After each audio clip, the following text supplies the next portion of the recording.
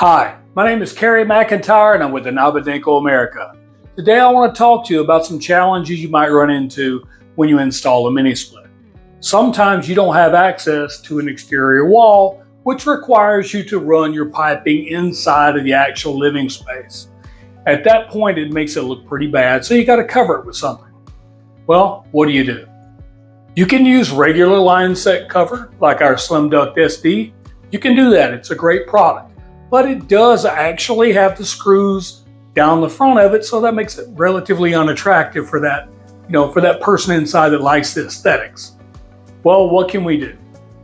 Well, Nabadenko America offers a new product called Slimduct MD. Now, you may or may not have heard our Slimduct SD line, which is pretty common. This is Slimduct MD. It's designed for interior use only.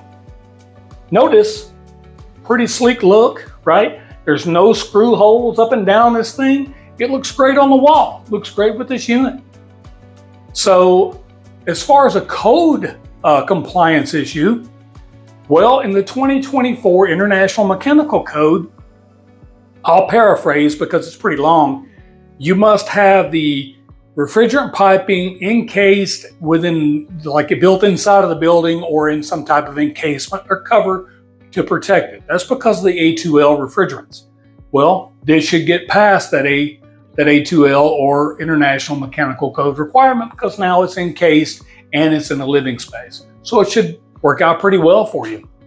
It's a great product. Again, Slimduct MD. Well, thanks for watching. If you like this video, you can find more on YouTube. Follow us on Instagram, Facebook. We're pretty much everywhere. Go to our website at nabadenko-america.com and download our catalog to see what else we have that you might be able to use. Thanks and have a great day.